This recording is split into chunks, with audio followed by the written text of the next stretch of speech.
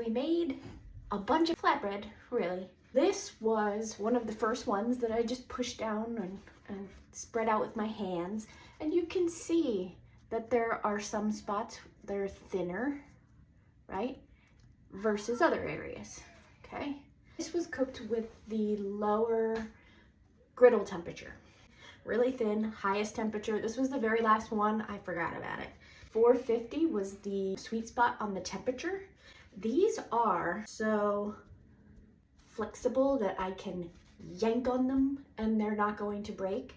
And I can completely roll them up with no breaking whatsoever. Do you see that? And they shake back open. I can do it the opposite way. And no breaking whatsoever. So stable. They have a good moisture to them. They're not dry. This isn't gonna fall apart on you when you stick your meat and your sauce in there, right? Or your veggies, if you're into the veggie tacos or whatever. You can wrap stuff up in this and have a really great dinner. So cute. Oh, this looks like one of the ones we did with oil. You can see the oil made them darker looking.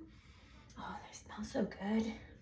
I had a couple that I put pesto and oil on versus ones that I didn't. Can you tell the difference?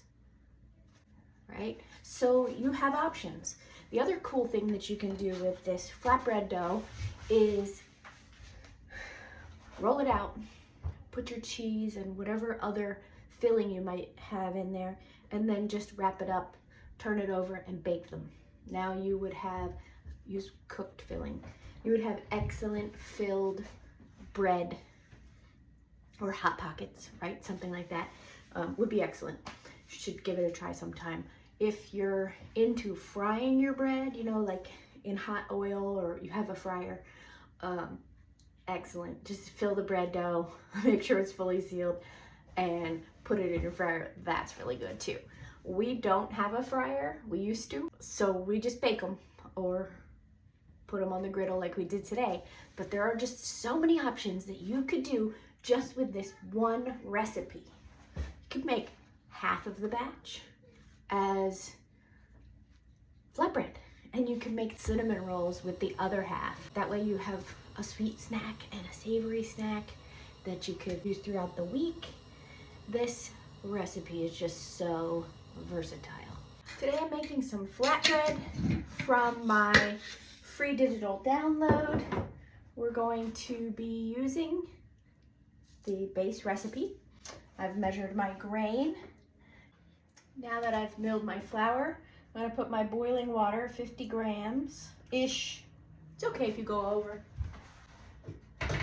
Into the pot, container, whatever. I'm not very exact on my words. Sorry, not sorry, that's just me. 25 grams of flour. And this is the process of making udane. This is my quick udane process. What do I mean by that?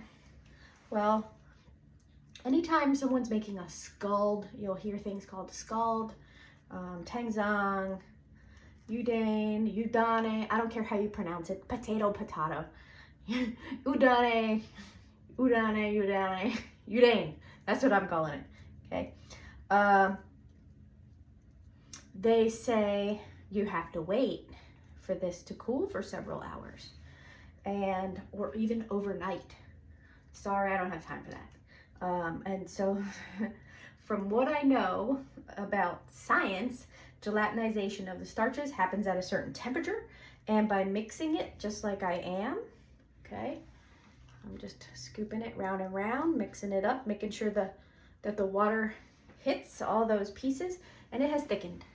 It's shiny and thick, just like we want, okay?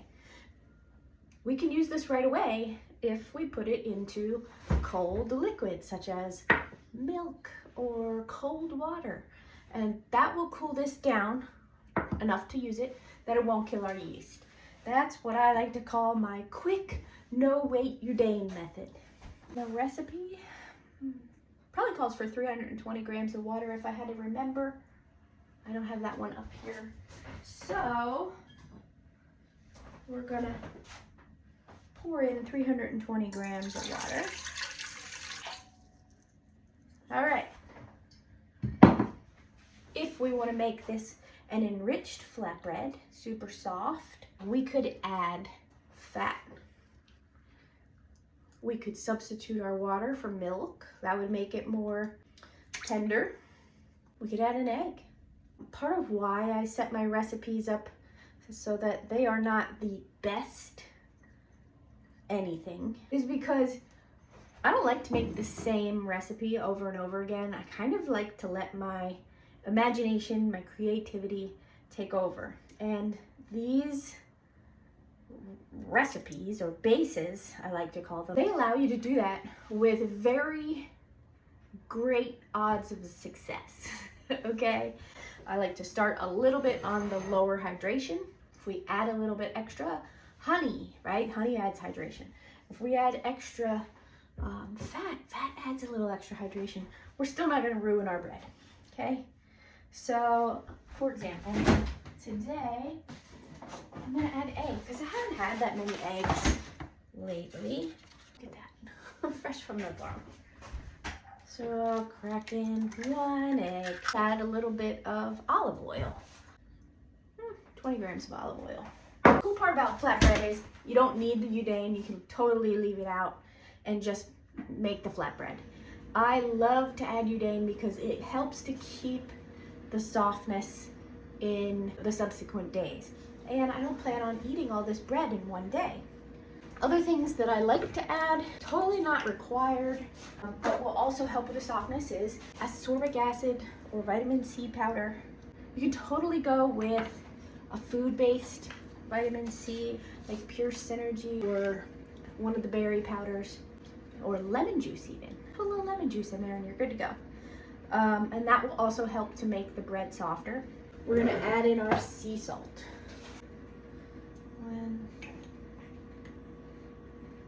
Oh, I wanted to add the sea salt later, so I'll add half of the sea salt.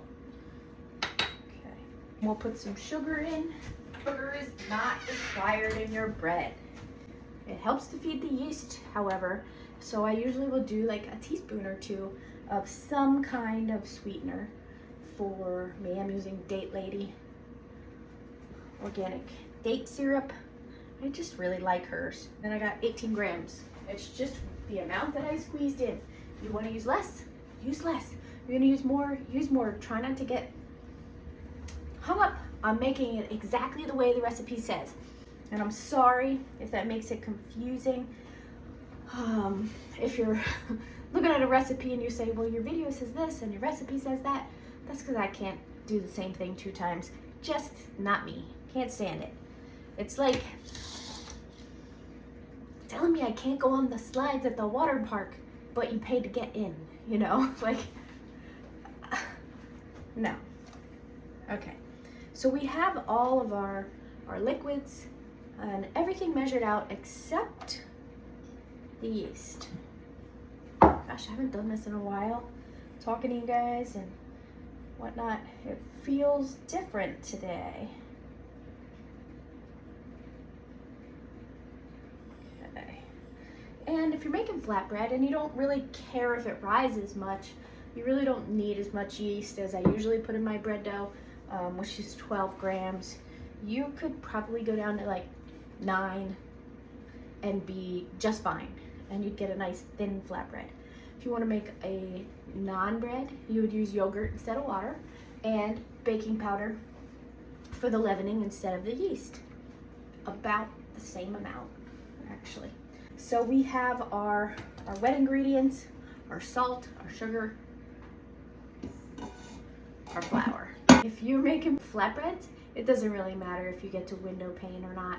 You're gonna make a flatbread. It may not be the most supple thing if you don't get to window pane, but if you don't, it's not the end of the world. So this is like a perfect beginner recipe to follow because it's easy for anybody and it's fast. If you forgot to make dinner, just make your flatbread and while the flatbread's doing its kneading or whatever, make whatever toppings. Cook up some ground beef or chicken, or if you're doing veggies, right, you could warm up some chickpeas or black beans and a sauce or a dip, and then cook your flatbreads and top them with whatever it is that you want, and you have dinner in well under 30 minutes. I would say you could probably do it in about 15, 20. Very quick, very easy. So we're gonna knead this. And I know everybody likes to make bread with their dough hooks. I like to make it with the whisk. And that's what I'm gonna do today. I'm gonna put my whisk in. I'm gonna turn my machine on. Choose whisk. I'm gonna mix it on low. That sound you hear is the fan, not the motor. I'm just gonna kick it up. That's the motor. That's what it looks like while it's heating. And you would think, oh, that's not good for the wire whisks, but it's really not tough on it. All right, so we mixed our dough with our whisks for about 3 minutes. Look at that. I'm gonna wet my hands to get the dough out. And I love how stretchy it is. I'm gonna do window pane. Oh, you're gonna do window pane, huh? Yeah. All right, I'll get you a little dough to do window pane with. Whoop. And just pull the dough. Okay. One small piece. One small piece. I actually don't even need to take the dough out right now. I don't know why I'm doing that. Because I'm gonna add the yeast. I haven't even added the yeast yet. But Eli would like to do window panes, so we're gonna let him. Me? My name is Eli. Okay. Here is a piece of dough. Go for it. Should I watch Eli do window pane? Wait, Mom, have the water. You wanna wet your hands? Okay. Yep. That's cold. Okay. I'll do a little piece too. So we haven't added the yeast yet. So you flat it out like a circle. Just kind of stretch the dough in your hands. It's Like slippery. this. It's slippery. Whee. So we only mixed for 3 minutes and look how nice it turns out. Okay. It's got some stretch to it. I can see light through it before it tears. Did it still tear? Yeah, it's gonna eventually. But this is great. That was good. All right, you want to set that in there? Wait, Mom, I might give it a little professional smack. Oh, you want to give it a professional smack. Makes it even better. Right? A little boom. And a boom. And a boom, boom, boom. Okay. Just in case yours doesn't turn out, you need to do the smack and the boom, boom, boom. What you need to go? Boom, boom, boom, boom. But it'll turn out. All right. And put in Put yeast. that dough in there. Yeah, we got to put our yeast in. Okay. And I think I'm just going to splish splash a little bit more water in there. That way I can Can I mix it with something? dissolve that yeast a little bit. Mom, can I mix it with something? You want to mix it with something? Huh? With what? Like not in a machine. Oh, well, we're going to mix it with the whisk. Do you want to do that? Okay. Okay. You mean this one? Nope, I mean the big whisk. The monster. The I- monster whisk. Oh, it's like a song. The monster whisk. Who's a bread I smash. meant like something And turn it up. All the way up. All the way up. 10. Beat it up in the bowl a little bit. Yeah. Just like that. It's fine. Yep. It's fine. What do you think of it done? What do you think it's gonna be done? It's already done. I just wanted to mix it up real good so the yeast got in all the different parts of the dough. All right, you can stop. Pull that knob over towards you, the other way. Counterclockwise. Turn it. Yep. Push it, just like that, and then you go like this, and it turns off and it locks into place. Boop. Okay, our dough has sat for a few minutes, and I could let it rise all the way, but when you're in a hurry, you don't have to let it rise at all.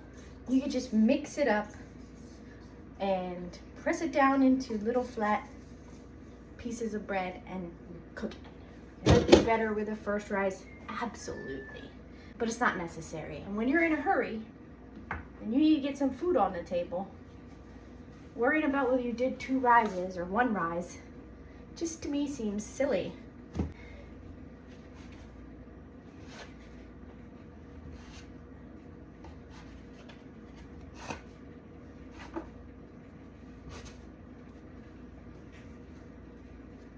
I'm doing it into 4s, and I'm putting each of those into 4s so we can have some somewhat small sized flatbreads. 16 pieces for the batch.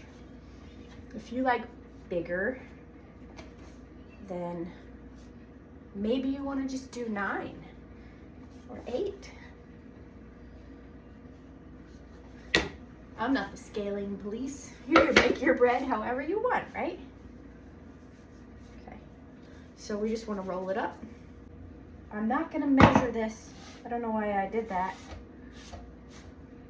Because it's okay to eyeball sometimes. Especially when you're cooking them individually, right? So I'm just going to shape it into a little ball, toss it in the bowl. I want to make sure my little ball is dusted with flour. So this ball is bigger than this ball. No big deal. This one's a tiny one.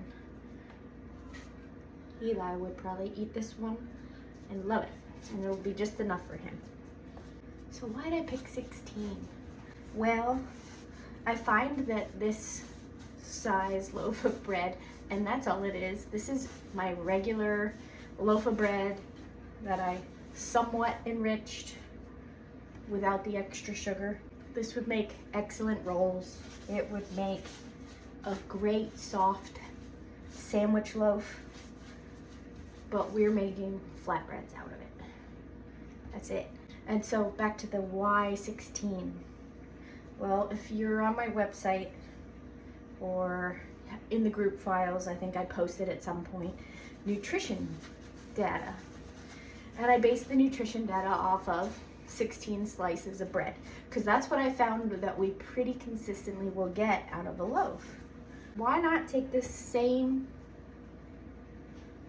recipe and make 16 flatbread? Now, instead of 2 slices of bread that you might have for a sandwich, you're just using 1 when you use your flatbread. It's easier to control the amount that you're getting, I think, this way. I don't know what it is about flatbread, except just how easy it is to make, that people like. Why am I coating my bread balls in flour? Well, because if you can't see, my dough is a little on the wet side, and it is sticking to the counter. And I don't want the balls to stick together in the bowl. Those of you wondering about my website, how it's coming along, it's slow but steady on purpose. Just working on getting all these really nifty features that most people don't have because they don't write their own software. I don't have a front desk person, it's just me. So the more that I can do online or in a text message or an email, the more time I have in the office to care for people. The less time I spend taking payments or rescheduling and all that kind of stuff. The faster I can make rescheduling 1, 5, 10 people, you know, the more time I have to care for people. And that matters, right? And yet we have encryption at rest and in transit. That part has been happening. There's a lot more that I like to incorporate into my software that other people might not. So it takes me a little longer, but I think it's worth it. All right, on to the baking part of it. Okay, so I'm going to stretch out my dough here, just like this. All right, you can wiggle it. You could also roll it on the floured board, like where I was rolling out my dough balls. You can roll it nice and flat if you would like. I don't like.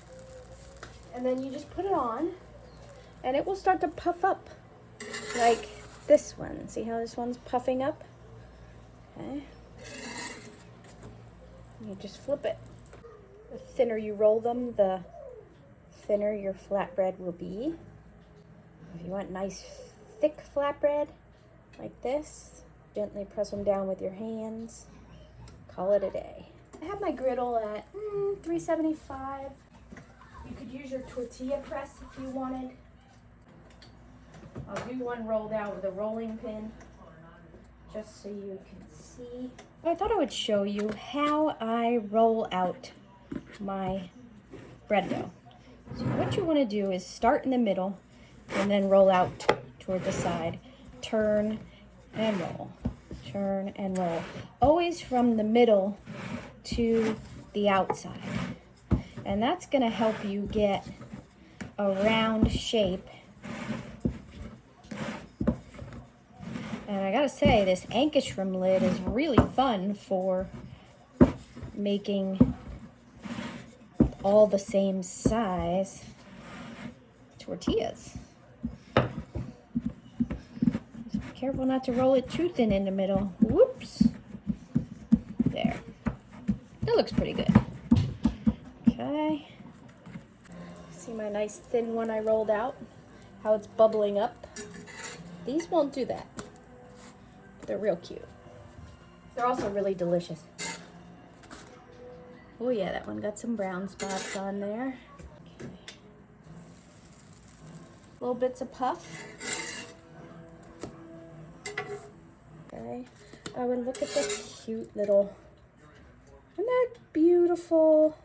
Let's crank this up a little more. We'll go up to 450. That's as high as it goes. So what I like about rolling the balls out, then rolling them flat, is that my flatbreads are cooking just fine.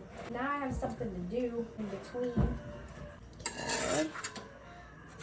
Look at that. You can brush the tops of your flatbread. I'm going to brush them with this pesto. Oh, and don't you just love that sound? Look at that. We raise the temperature and we almost get little pita pockets. Beautiful. Yeah, let's see how brushing them with oil changes what we're doing. Oh yeah, we got a little darker side there. We'll flip this one over. And this one. Oh yeah. Gorgeous. So my timer just went off for the first rise that I didn't do. And I have how many flatbreads so far? Look at that. It's just so beautiful. Okay. Yeah. You don't have to brush them with oil. You just brush your pan with the flavored olive oil. You will also get a really good result. So many options. Can you go wrong? Probably not. I mean, unless you burn them. Burning them wouldn't be so great.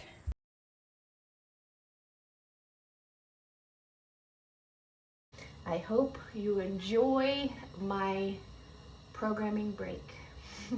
Have a good day, guys. I'll see you tomorrow night for toxin-free baking.